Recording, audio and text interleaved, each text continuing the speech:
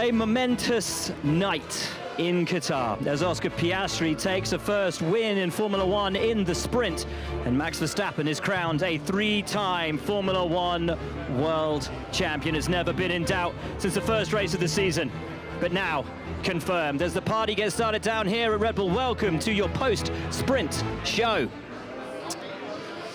And welcome to Christian Horner. Christian, I mean, you read out the list of drivers who have achieved 3 titles in a row. It is some list, and Max Verstappen now a 3-time champion with them. When you think of some of those names like Senna and Lauda and going back further like Brabham, and it's an unbelievable list that he's joined, and now you can talk about Verstappen in the same category. And this season has been phenomenal for him, and he's operating at such a high level that he deserves all the credit that comes his way tonight.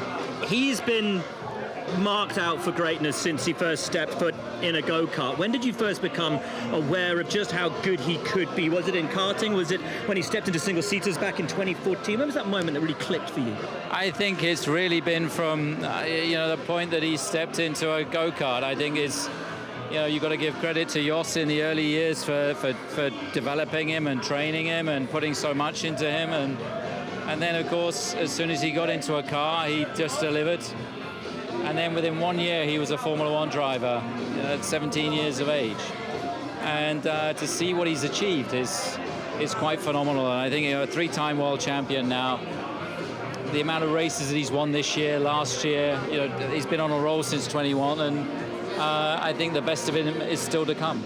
A diamond in the rough, could we say, from his early years. The talent always there, but you've had to mold him. You've had to allow him to grow within this sport. Who do you see now as the man that looks out from behind that visor, rather than the boy who first stepped into that car? Well, he's a very polished diamond now, isn't he? Yeah, and he had to do his learning under the scrutiny. He didn't go through Formula 3 or Formula 2 and so on. He had to do his learning in Formula One under the public scrutiny, and I think that he's got a very broad set of shoulders, and very, very strong mentally. That's one of his key strengths, is that mental resilience and at the big pressure moments. And I think that he's demonstrated this year so many times the level that he's at. And he's so young. What can he go on to achieve? What can you together go on to achieve? I mean, let's see. I mean, we're in a golden moment for the team and with him, and it's we just want this wave to keep rolling. So for Dietrich,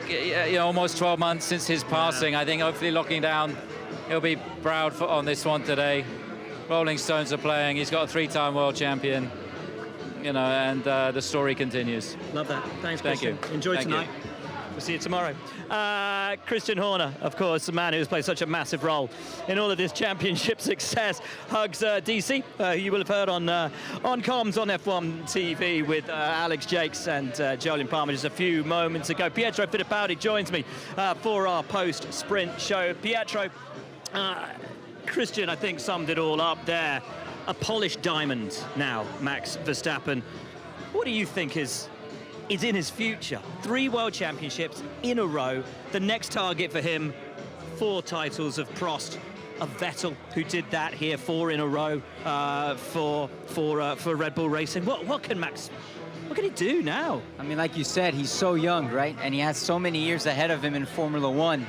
I mean, if Red Bull keep on this roll, obviously the driver always needs a very fast car to be able to win championships. And I think the perfect package between Red Bull and Max is amazing. It's going to see how many more championships can they win together, how many more in a row. That's going to be the thing to see. It's this perfect synergy, and we've talked about it a lot this year, that you only get it so rarely in Formula One. You think Michael and Ferrari, Lewis and Mercedes, Jim Clark and Lotus, Ayrton and McLaren, those moments where it just meshes and it's something very, very special. Can anything knock them off this run? Because they're so good. They've been pretty much unbeatable this season, just twice in Singapore and then here this afternoon. What's it going to take to start defeating these guys consistently? I mean, it's going to take a lot, and we saw it, with the previous era with Mercedes, how many years in a row they were able to win before Red Bull were finally able to take the title from them. So I mean, we're going to see. I mean, obviously there's Mercedes, there's Ferrari, there's McLaren that are now, you know, starting to win races again. As a racing driver watching from the outside, I want to see, you know, 2-3 teams fighting for wins. But for sure, I see that there's, you know, many more wins ahead of Verstappen and Red Bull together. Absolutely. As we look into the garage, right in the middle of everything, there is Adrian Newey, responsible for this incredible RB19 that has taken Max to his 3rd World Championship. The man, the legend. There is not a foot he can put wrong in this sport when it comes to designing cars. Adrian Newey, I mean, is a legend in his own right. Has won more championships than any driver in this sport's history. He's created some of the finest cars for some of the finest drivers in this sport's history. Jos Verstappen at the back there, of course, Christian Horner, referencing what a huge role Jos Verstappen himself, of course, a former F1 driver, played in his son's career. An absolutely joyous time down here at Red Bull. And yes, the party starting, but not before, I think, Grand Prix Sunday is completely over. Yeah, there's still one more race to go. There's still the small fact that we have a Grand Prix to get through on Sunday. But we can't look past, Pietro, the fact that for the first time this season, and it really is the first time this season, Singapore, Red Bull were off their best. They were not the team to beat. They weren't the team to beat all the way through the weekend. They made a misstep, and they admitted as much themselves. That weekend was not their weekend. This weekend, they've been quick. They've been the team to beat, and McLaren have done it fair and square and on merit with Oscar Piastri. Yeah, I mean, unbelievable. And I was actually worried. You know, what McLaren is very strong in this track are the high-speed corners. And it was interesting to see, obviously, when the other drivers started on soft, they fell back. They were still able to keep a consistent tire deg and, you know, were able to overtake back at the end and get that 1st and 3rd place. But the thing with them is they use the tires more a little bit than other teams. That was my concern going into this race. But when they went on the medium tire, it ended up working at the end. Incredible, wasn't it? That in a race where we had 3 safety cars in 19 laps, the soft tire didn't hang on and was really falling off after about 10 of those laps, half of which we'd held under the safety car. Were you surprised to see how fast that soft dropped off? No, the soft tires, I mean, they were always going to have an advantage initially, but because the corners here are so high speed, high energy, they wear off very fast. What helped the soft tire guys were all those safety cars.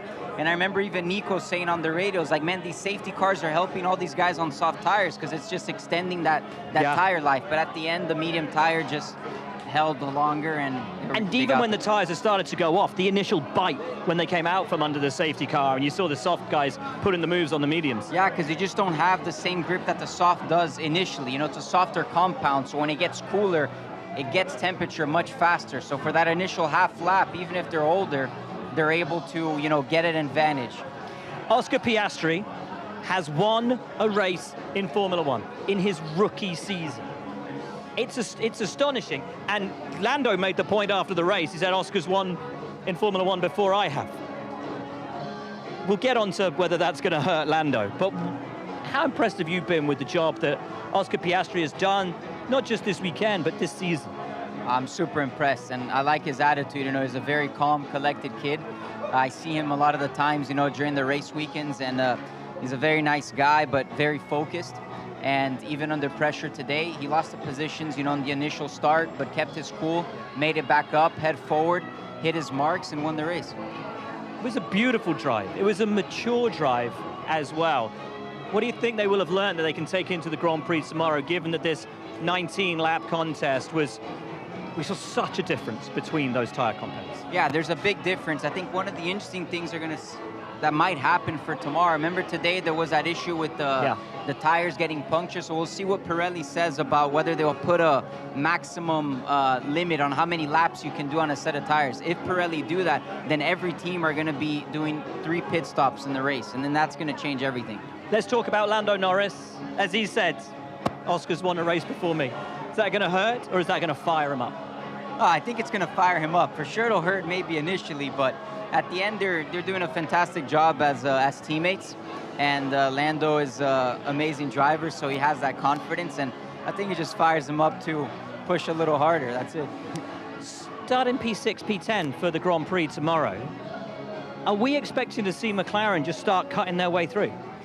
I don't think it's going to be that easy because we saw like Ferrari today, even on the other tires, they were still fast. Mercedes were fast as well. Yeah, Lewis looked good. You know, even Alonso was up there. So it's not going to be as easy. It's just going to be quite a difference in strategy, I think, between teams. I think that's where it's going to play out. We've heard from Christian Horner, of course, waxing lyrical about our three-time world champion, Max Verstappen. But have we seen the emergence today of a future world champion in Oscar Piastri? Laura Winter has got his team boss, Andrea Stella. Andrea Stella, congratulations, a double podium and a win for Oscar Piastri. How good does that sound in his rookie season in this sprint race? A win for Oscar and you know, a win for McLaren sounds like another little piece of history that we are adding to this journey. Certainly in Oscar, for Oscar, it was an historical moment with the first podium. It's great to have straight another one with his first victory. So that's great, but it's also important for the team to see that we were very competitive and we were P1 in qualifying, in the sprint qualifying. P1 in the qualifying. In the end, I think Oscar and Lando were quite strong, and maybe Verstappen wasn't pushing 100%, we don't know, but we are very encouraged once again by the performance of the car. And how impressed were you with Oscar's maturity and composure, as well as those soft runners really took the start of the race by the scruff of the neck? He just had to bide his time for those mediums to light up and the softs begin just to turn. What was going through your mind on the pit wall? Well, you know, like keeping Oscar calm is very easy, because he has this amazing natural characteristic of keeping himself in the most productive state as an athlete, as a driver, and in a way we prepared this sprint before it started with the fact that had there been some soft starters, it could have been difficult at the start, but we knew the soft were going to struggle, so the race would have come to us. Actually, we were worried ourselves of the duration of the medium, and the drivers, after a couple of laps, they said, actually, we have graining. So we were nervous more for the behavior of the tires rather than the overtaking. There it was only stay out of trouble. We know it was going to come to us. Yeah, Max Verstappen himself complaining about the medium tires towards the end of that. Now, what does this teach you? What have you learned looking ahead to tomorrow's race, of course? Full Grand Prix distance and potentially 3 pit stops. So today's sprint was actually very important to see how the tires behave, what kind of length of the stint you can afford, how the medium tires behave. I don't think we will see many soft tires tomorrow. So I think that's what we learned. And as you say, there's still some uncertainty over what prescription there will be for the tire durability. So yeah, we will see what information comes to us and adapt. And of course P10 and P6 after track limits scuppered qualifying on Friday, but it looks like there are overtaking opportunities out there and certainly strategy could open a few doors. Yes, I think we have to be realistic that today we saw so much overtaking because there was a disparity of compounds. I don't think this will be the case tomorrow, so starting P6 and P10 we have quite a lot of work ahead of us, and we are realistic that it will be difficult to repeat such an important result like today. And finally, just quickly, what's the optimum then for tomorrow with that in mind, the optimum result? Well, for us, we just want to score strong points, you know, and progress gradually through the race. Like I said, with the other cars being on medium tires or on the same compound, then it will be a long phase to recover positions, but hopefully we can score some strong points. Congratulations tonight. Thank you very much. Thank you so much. Lovely to hear from Andrea. A great race. Pietro and I were just having a little chat about it. Brilliant sprint. Very much enjoyed it. Of course, created by the difference in tyre compounds being run between all the drivers out there today getting to grips with this circuit and with this sprint. Hello. Let's run through the results because we've talked about the top 3. Piastri, Verstappen, Norris. That's your top 3. George Russell and Lewis Hamilton, 4th and 5th. Carlos Sainz and Charles Leclerc, 6th and 7th. Alex Albon in the points in 8th in the Williams. That's your points scorers. DNFs for Hulkenberg, Ocon, Perez, Sargent and Lawson. We'll go through all of that in a minute. But let's start, Pietro, with Mercedes. Different strategies for the two. George Russell on the soft, Lewis on the medium, and Hamilton fighting through from P12 to P5. Yeah, I mean, initially for George, it looked fantastic. He had a great start, boom, got the lead, and then every time he would do a safety car restart, he would always open up a massive man, gap. gone. He was doing it perfectly. Yeah. Because you always do that weaving game when you're a driver, so you start weaving, then when you're finishing the weave, you accelerate, so you catch the guy mid-weave and you get that jump. But yeah, he restarted well, but then the soft tires went off, and then Hamilton had the opposite. I believe he was on the medium tire and came strong towards the end. It was a bold strategy, ultimately the right one for Lewis Hamilton, really firing through the field. They start P2 and P3 for tomorrow's Grand Prix. What do you expect to see from Mercedes, given what we saw from them today and their pace, certainly Lewis's pace on that medium tire? I think we can see some good stuff, and I think the interesting thing is that they had two cars with two different tire compounds, so they're able to gather quite a lot of data of what works for them. Although I don't think a lot of people are going to run any soft tires tomorrow because they're going off way too much. If they do, they have that information already from Georgia's race today. So I think they're able to put together a pretty good strategy for tomorrow. Now, behind us, you're seeing a lot of cars coming back into the pits. A couple of them spun off by themselves. That one, Liam Lawson, the first retiree of the day, spun off into the kiddie litter by himself. So too did Logan Sargent. Were you surprised to see so many drivers spinning out under their own steam, or is that just the nature of how slippery this circuit was in those early laps? I mean, surprising when you see it, but if you look at the conditions, how they were yesterday and the amount the drivers were struggling, when you put 20 cars together at the start of the race with dirty air, you're going to get guys making mistakes. It's already super windy. Wow, look at that damage on the sidecar. That is massive. Yeah, this is... just want to take a look here at what's left of Sergio Perez's car. They're running off. Come on, Olivier, let's go down and have a look at it. Are they going to drop him off here? They do need to drop him off here. Yeah, they're going to put a thing over it. Let's get down pretty quick. He's gone past. He's gone too far down. He's gone straight past the garage. They're going to have to reverse it and bring it back. Let's try and get a little look inside before they throw a tarp over it. But we'll be able to see just how much damage was done here. In that moment, of course, Pietro, that involved Nico Hulkenberg as well, and Esteban Ocon there on the inside. Perez going around the outside. I think a fairly innocent victim in all of that. And ultimately, the damage there to the side of Perez's car. And the guys really don't want us to have much of a look inside the Red Bull there. The secrets of the RB19 and swarming around the car. But it wasn't his fault at all, the accident. It wasn't his fault at all what happened, in my opinion. I mean, he was stuck on the outside, and there was a contact between Nico and Gasly, and he ended up being an innocent victim there. Yeah, I mean, Ocon... Do we think that Ocon was predominantly at fault for that, or do we think that in that moment he doesn't know that Checo's there and thinks that Nico's got a little bit more room than he ultimately did? I think he doesn't know. Honestly, I think it was a racing incident. It was really nobody's fault. They got kind of squeezed there. Nico backed out because he saw it was going to get a bit hairy into the corner, and they just ended up touching, and the accident happened. Let's go and take a look at it because we've got our screen up here, so we can walk back down the pit lane, and we're keeping Olivier. We don't need to keep Olivier fit. he's in the gym every morning. Yeah, we'll go up to the screen and have a little look as we see the remainder of the cars get pulled down. Here's the two Mercedes cars who finished 4th and 5th. There's Lewis's car. There's George Russell's, and of course Pirelli will be taking these tyres to take a look at them tonight, just to see if the issues that they experienced yesterday, where of course that surface compound was separating from the belted structure underneath, and thus why we had to have that additional session this morning.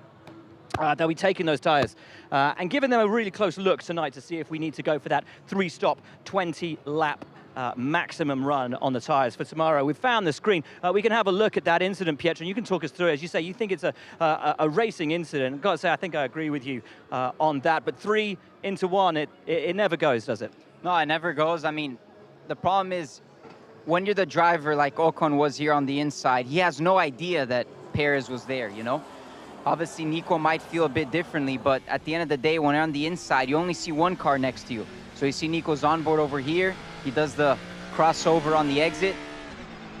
Ocon struggling on those soft tires, and then boom, they just creep. Nico has nowhere to go because Perez is on the outside, and he backs out, and there was no space. And Hulkenberg was doing so well. Yeah, he was doing very well. We're on the medium tire, so we knew it was kind of a long game, but he was staying with track position. He was like P9, P10 at the moment, was overtaking Ocon at that stage. So it was looking possibly points for us. So it was pretty disappointing for the team. Absolutely gutting. There is our race winner's car. Oscar Piastri, who has taken the victory. And here, of course, resplendent with the number 1 on its nose, our world champion's car. He'll get to run that number for another season. Max Verstappen and the boys already with their 3-time champion T-shirts and special caps for Max Verstappen, and they're the car of Lando Norris. We can hear now, though, from Nico Hulkenberg, the meat in the sandwich of that 3-into-1 moment with Esteban Ocon and Sergio Perez. Hey Nico, unfortunately you were filling in a sandwich you couldn't get out of. Just how frustrating was that? Yeah, very, very pity, because I think with the medium the race really would have come to us. As you could see at the end there, all the soft runners were very ambitious and struggling a lot at the end, and I feel we were in a good position. Esteban was starting to struggle with the soft, and that's why I was able to attack him. Checo, obviously coming from the back, was so quick and then somehow got in the mix, and I saw Checo really late because obviously I was focused on Esteban, and I saw it and I tried to bail out, but it was kind of too late. Esteban probably didn't know and couldn't see that I had a car on my right, that I had no more room to go to the right. So very, very unfortunate racing incident, but yeah, really bad for us, because today was the day where we could have, I think, scored something, and yeah, very disappointed about that. Still, you can take some kind of positives from the fact the medium stint was good, and I presumably that's going to be a race tyre tomorrow, so you never know. Yeah, but completely different, you know, situation tomorrow, starting from 15th, and you know, everyone learned about tyres now. Everyone, you know, will improve their game. So today was the opportunity, today was the day, but unfortunately, yeah, it wasn't meant to be. Hard luck, thank you. Yeah, that disappointment evident in Nico Hulkenberg's voice. Let's talk about Ferrari, because it was looking great for them, then it was looking terrible for them. Started on the soft tyre, early laps, brilliant, absolutely bolted on, flying through the field, and then as the softs went off, what had looked like a great day suddenly turned into a bit of a nightmare. Yeah, it was a struggle. I mean, it happened to most of the guys on the soft tires. You know, you start off so fast, it looks promising, you get excited, and then towards the middle of the race, just tires don't last here, unfortunately. A lot of the cars, when we see them rolling by, you even see the front left tire, there's a lot of graining on the front left tire. A lot of the right-hand corners put so much energy on that left side tires, especially on the front left, that you end up destroying it. Then you can't rotate the car anymore. Once you get that graining on the tire, it doesn't go away, and then you just lack rotation in these long corners, and you lose so much time. It was a fun fight. It was fun watching the Ferraris for a while, but when Lando Norris got past both of them within a couple of corners, writing really looked like it was on the wall. Yeah, I mean, they took a risk going on soft tires. It's 19 laps here. You know, it's not that many laps, but it's still a decent amount, and it's a risk going on the soft. They took it, and it didn't work out. Right, let's move on then to Alex Albon, last of the point scorers in P8. Whew. Safe hands. In P8. I know Haas won't be that happy to see Williams scoring points at this point of the season, but a great drive from him. Once again, head down, gets the job done. Yeah, head down. Again, he was one of those casualties in the beginning of the race where they're on the medium tire, and he was struggling. I mean, he lost track position initially, but then little by little started picking up spots and finished 8th. I didn't even know he finished 8th at the end. Like, I'm surprised he finished 8th. Yeah, past Alonso just at the end. So that's what, you know, that's what I'm saying. I think the medium tire just at the end just exploited much better than the soft. And from P17 as well. I mean, a hell of a drive. Oh, amazing, yeah. For Logan Sargent, the nightmare goes on. Everybody is focused on Logan at the moment, and the team has said he just needs to keep getting, you know, experience and doing a tidy job up to the end of the season. Lost it on his own out there today. How much pressure does that then ramp up again to do a better job in the Grand Prix itself? That's unfortunate, because honestly, I think Logan yesterday in qualifying and today, he performed very well. Like, he's on pace, and even, like, I think he was going to out-qualify Alex today, but got his lap deleted. So I think he's there, like, his pace is there. It's just sometimes, yeah, these things are happening, and obviously with the pressure, it's not easy, you know, it's kind of a snowball effect. But the conditions were tricky, similar that would happen to Liam today. Yeah. It's a gust of wind. You get dirty air from the cars ahead, turbulence. These cars are so aerodynamically dependent. Any little difference you get, you just lose it. You can't catch it. That's the problem. And it's gone. Yeah. Phil for Logan today. We can hear from the two Williams drivers now. One, I imagine, will be very happy. One, not so. Contrasting fortunes for Alex Albon, Logan Sargent. Hey Alex, well, when you started the sprint, did you think a point was on the cards? No, definitely not. A bit of carnage, which always helps, a good strategy, and good pace. Actually, I mean, take away a bit of the fortune. The wind drops massively today in the race. The first time it's done it all weekend, and the car became alive. So the grip I had it felt equal to all the top cars around me, if not quicker. And a bit of a surprise, and something we actually need to understand a bit why. But yeah, it puts us in a good place for tomorrow. We had a good battle with Charles. We were side by side out the last corner. I think he pipped me by 7 thousandths or something.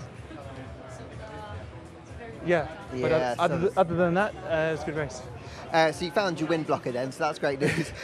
For tomorrow and the learnings, you kind of touched upon it a little bit today. Lots of learnings today, because Deg looked kind of high on the soft, didn't it? And it looked like difficult, and there could be multiple stops tomorrow. So if you get the strategy right, like you've done many times this year. It is, yes. But the problem is almost, Pirelli have created an almost obvious strategy. I think there's not too much else you can do around the obvious 3-stop.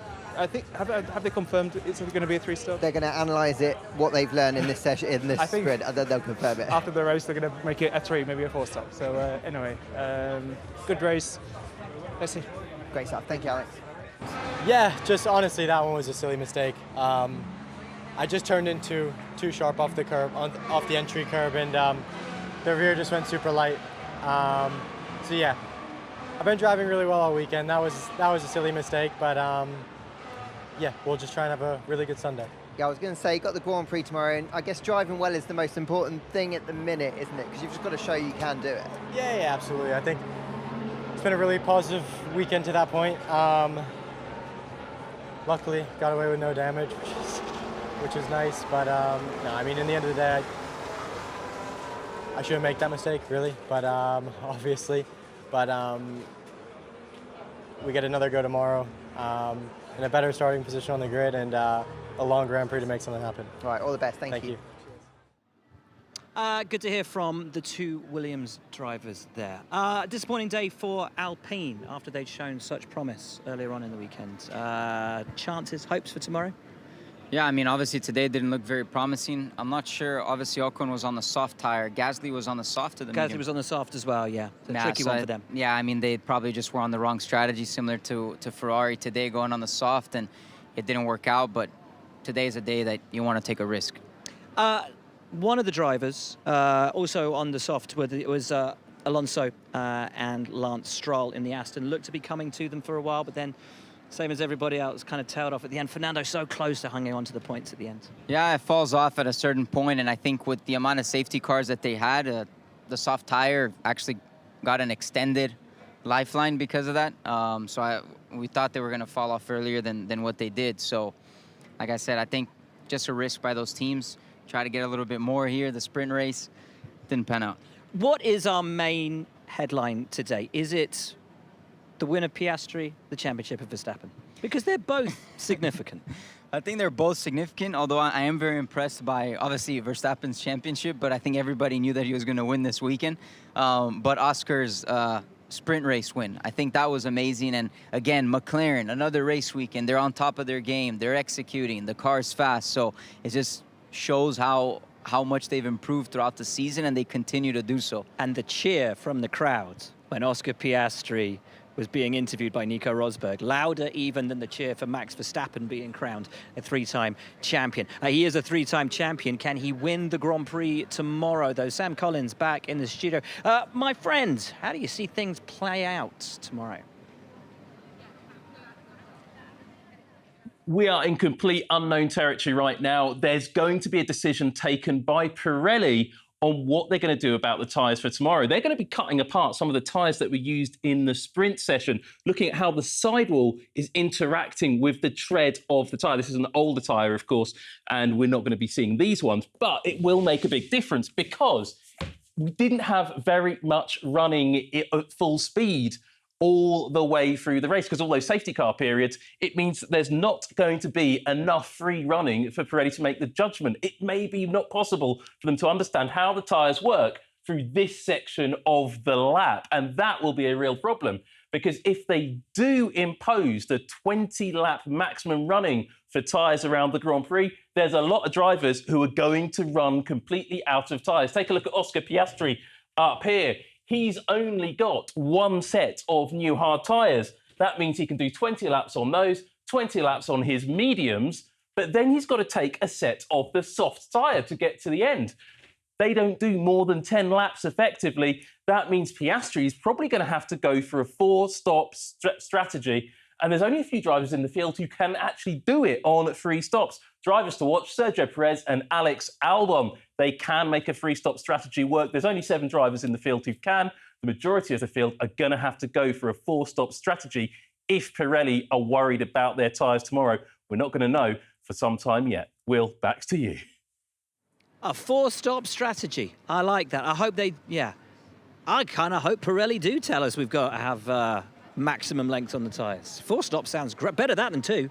Yeah, I like 4 stops. It's going to make things super interesting. Yep, and then Lawrence Barretto can do the 60-second wrap when we get to the next race because there is no chance I'll be getting that one done within a minute.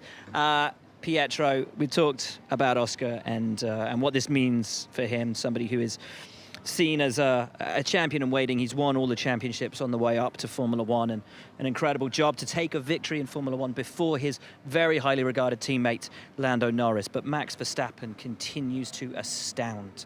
3 world championships. He's not done with the winning yet this season in terms of Grand Prix, nor I imagine world championships in the future.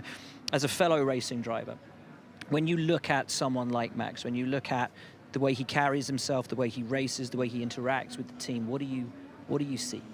I see a team and a driver that's basically a machine working together. You know, it's a perfect synergy between the race car driver and the race car. I think everybody always says, you know, nobody can beat Verstappen in that car, and I think it's because the car and him are in such perfect connection that it's like the machine and the body are working together almost, you know, so he's able to extract everything, whether it's in qualifying or the race. And yeah, they're just winning everything at the moment. Incredible stuff. Pietro, thank you as always, mate, for your insight. Been great. Folks, thank you for tuning in. Please do join us tomorrow because we are not done yet here in Qatar. The Qatar Grand Prix 2023 is coming your way here on F1 TV. And here's where you can catch everything because we are bringing you your pre-race show at 7 p.m. local time, which means the race starts 1 hour later at 8 p.m. and the post-race show, as always, coming up immediately after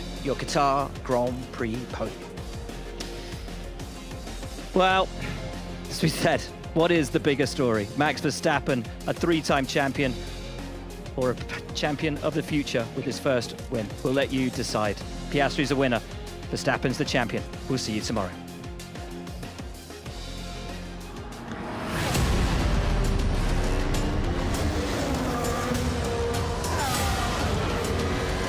Not a bad race car, is it? Controlled that beautifully.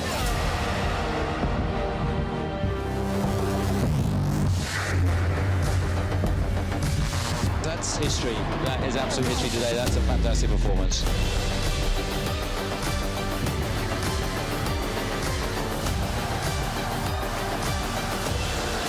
What an unbelievable championship that was today.